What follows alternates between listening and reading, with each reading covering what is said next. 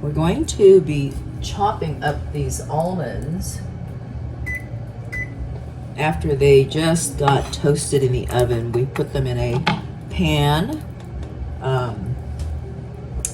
at 350 degrees. Put them in a pan such as this into a 350 degree oven for about 10 minutes or so until you can smell the aroma of the almond.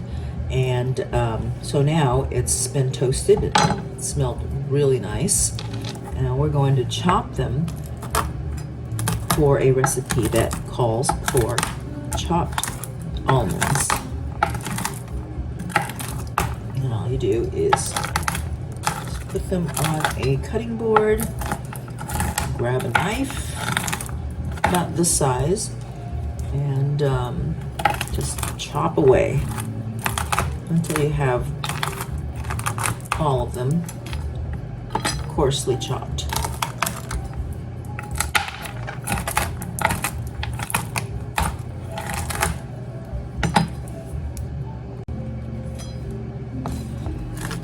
These toasted almonds are now pretty much very well coarsely chopped, and of course, depending on how much you would like yours to be chopped, you can continue chopping them further, or you can stop right here.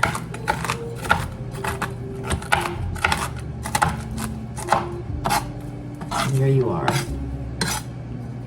Coarsely chopped toasted almonds to be used in any recipe that calls for chopped toasted almonds.